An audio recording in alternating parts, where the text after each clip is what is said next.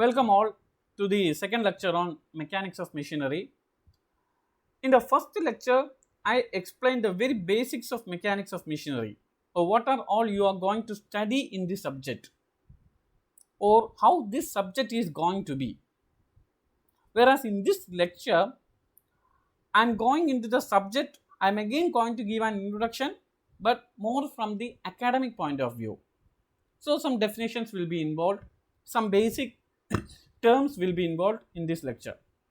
Okay, so let's move to the first term, design and analysis.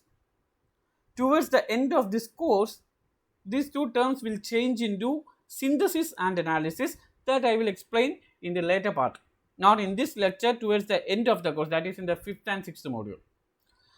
So, when I introduce these two terms, everybody will be familiar with these two terms, design and analysis. I think everybody have a clear idea about what is design and what is analysis. But when I ask you to define design or define analysis, then it will be little bit difficult for you. That is quite understandable. So let me start with the definition. Before that, the two different aspects of study of mechanical systems are, one is design and second is analysis. Now, how we are going to define design from mechanical point of view or from mechanics of machinery? Design is the process of determining the size, shape, material composition, arrangement, assembly of parts, etc., so that the resulting machine or mechanism will perform the prescribed task. This is the definition of design process from this subject point of view. See, if I am handling another different subject, if I am handling some electronic subject, then the definition of design will be different. But here, from this subject point of view, from mechanical point of view, design is actually the process of determining the geometric size, geometric shape, materials, material composition, arrangement, assembly, fabrication details, everything, so that the resulting machine or the mechanism will perform the prescribed task. Design is more a creative process. If a designer is more creative, he can bring attractive designs, he can bring impressive designs. So creativity is a major part in design process. The purpose of this science, or the role of this science in the design process, is they provide certain tools in order to assist the designers in enhancing their creativity. So the role of science in design process is merely to provide tools to be used by the designers as they practice their art.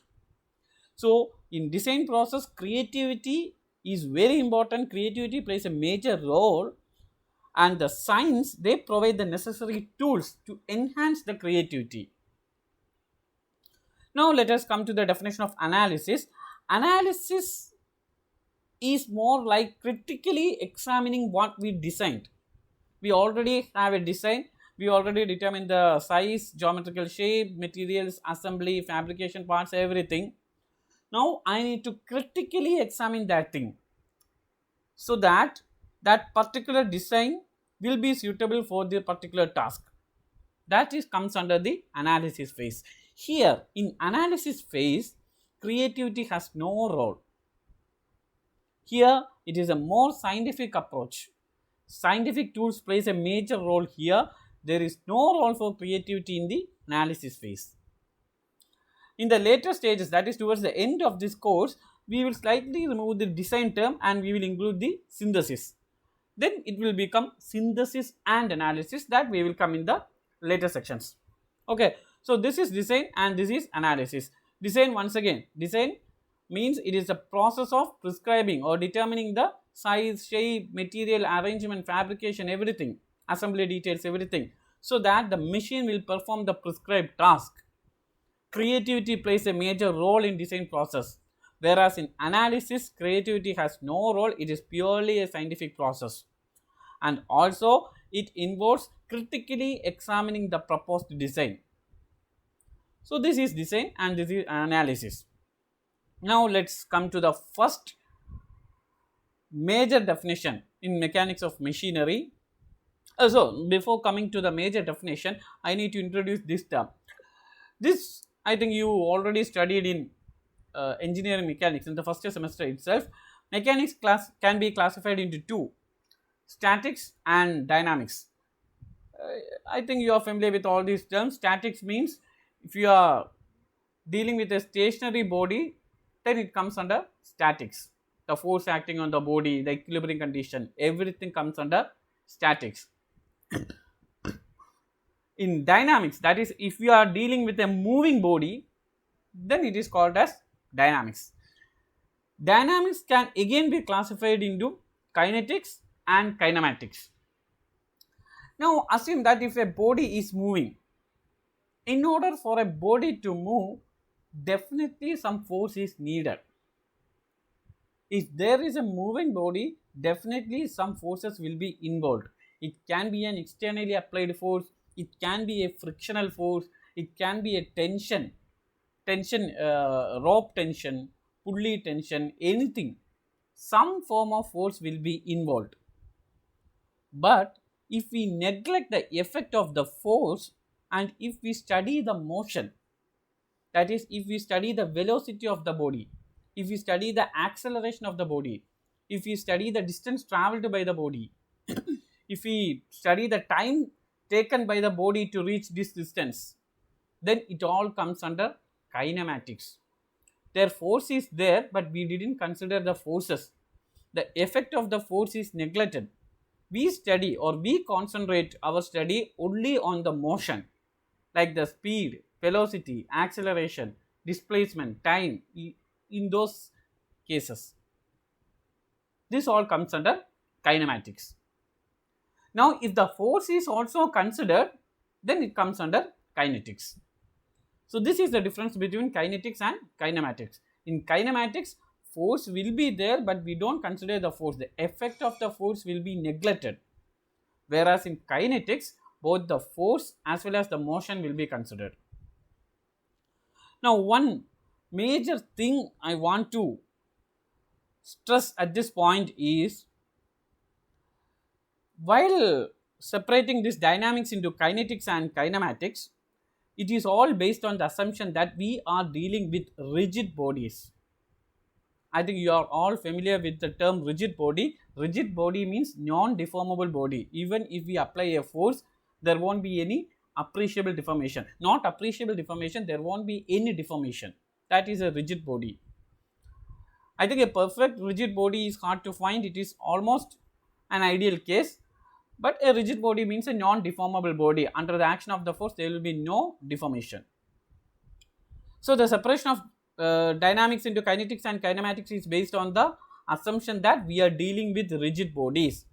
If it is a flexible body or if it is a deformable body, then what will happen? It will deform. It will change its shape. Now, the force will have a major role. So, the role of kinematics will be very less in such cases. In such scenarios, we need to consider kinetics only because force is a major factor there. So, for flexible bodies, the shape of the body themselves and therefore their motions depend on the forces exerted on them. But mostly in our engineering cases, we are all dealing with rigid bodies, and so we can clearly separate dynamics into kinetics and kinematics. But this statement will have a major impact on the later part in this subject. Now, let us come to the major definition. How a machine can be defined. So, this is one of the image of an engine, Ferrari engine. Now, you may wonder, is engine a machine? Yeah, definitely engine is a machine. Heat engine, it is a machine. So, how we can define machine? I think you are very much familiar with the definition of machine itself. Machine is something which produces some useful work. So, it can be defined as machine is a device which receives energy and transforms it into some useful work.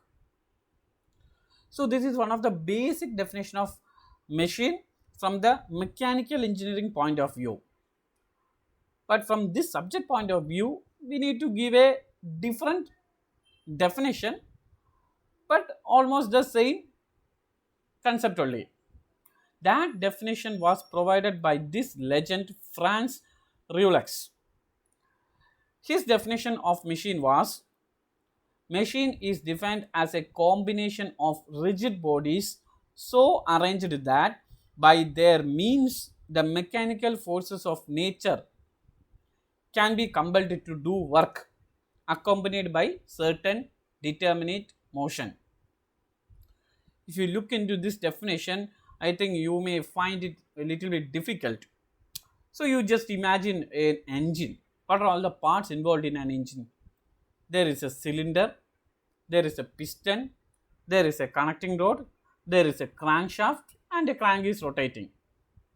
Now, in an engine, the crank rotates and that rotary motion is converted to reciprocating motion to the piston through the means of the connecting rod, and the piston reciprocates inside the cylinder and the power is produced because of the combustion and whatever it is.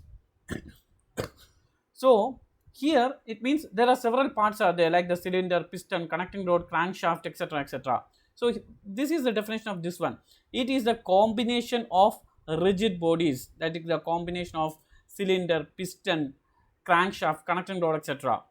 so arranged that by their means the mechanical forces of nature can be compelled to do work accompanied by certain determinate motion. That term is very important, determinate motion, because even if we take engine as an example, crankshaft is actually rotating, that is a determinate motion, it can only rotate, whereas the piston can only reciprocate, it is also another determinate motion.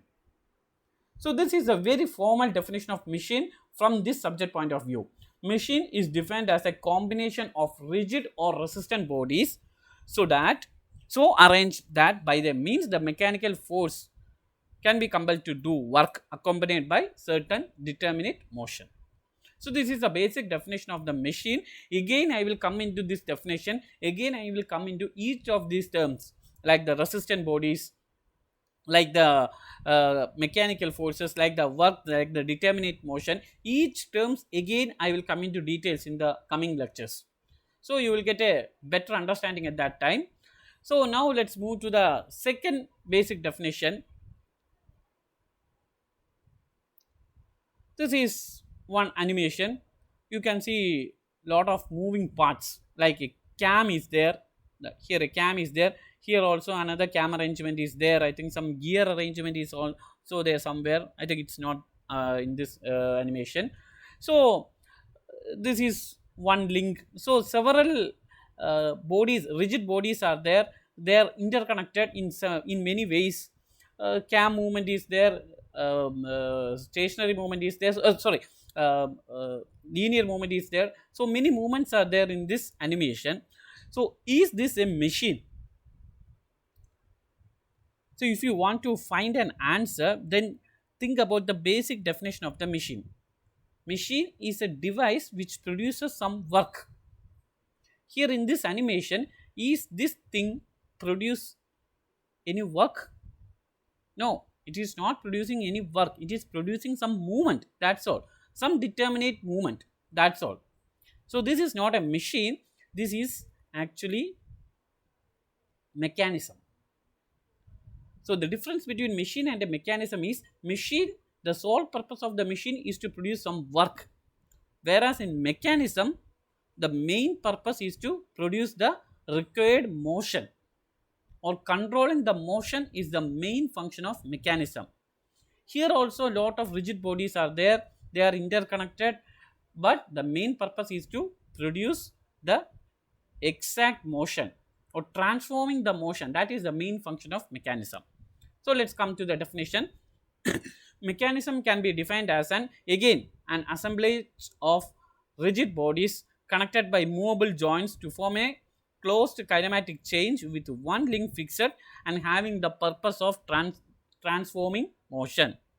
You just skipped these terms.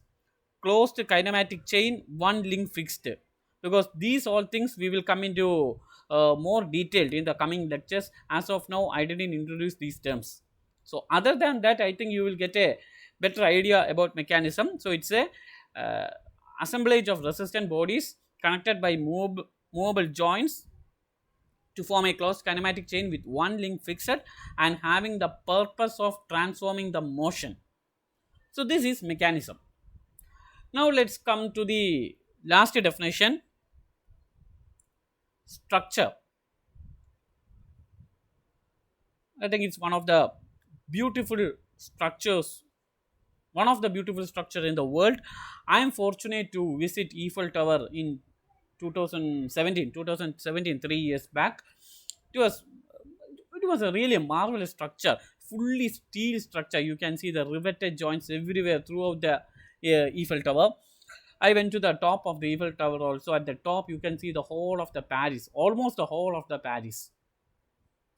So now let's come back to the subject. What is a structure? How the structure is different from machine and mechanism? In machine and mechanism, there is an assemblage of rigid bodies. Here also there is an assemblage of rigid bodies. Then what is the difference? In machine, the main purpose is to produce work. In mechanism, the main purpose is to transform motion. In structure, it didn't produce any work, or it didn't involve any motion. It just supports the load. That's all.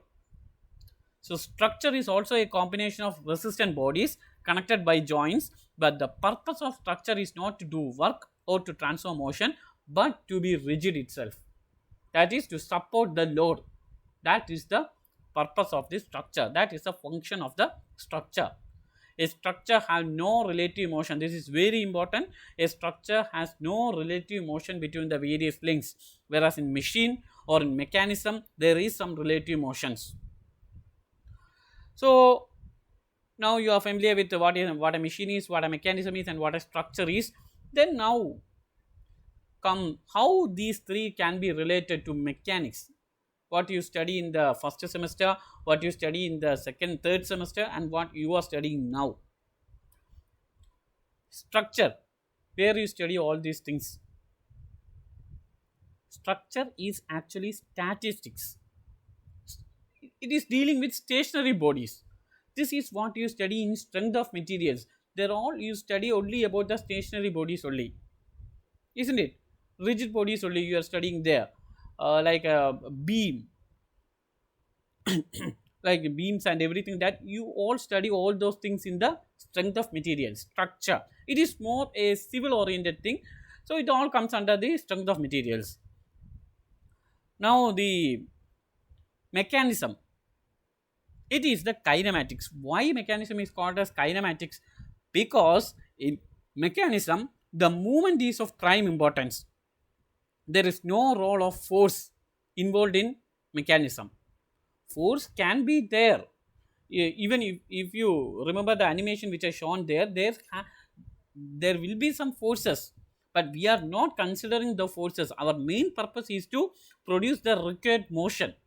So, mechanism is actually kinematics. That is what we study in this subject, in mechanics of machinery. Now, the last one, machine. Machine is kinetics. Their force is a major factor. If you take the engine, how much work is produced, or what are all the forces involved, that is very important. So, we need to study, or we need to consider that forces also. So, it comes under kinetics. This we will study in the next semester, dynamics of machinery. Okay. So, again statics, structure, strength of materials. Mechanism, kinematics, no force is considered, only motion. This subject, mechanics of machinery. Machine, kinetics, force is involved, we will consider the effect of the forces also. We will study more about that in the next semester, dynamics of machinery. So, this is what I have to say in this lecture. In the next lecture, we will go more deep into the academic syllabus. That time I will explain more about the kinematic chain which we miss in this lecture. Kinematic chain, closed pairs, link, all those details we will study. That is more from the academic point of view. Okay, thank you for listening to this session. Let's meet tomorrow. Thank you. I am Vipin Govan signing off. Once again, thank you.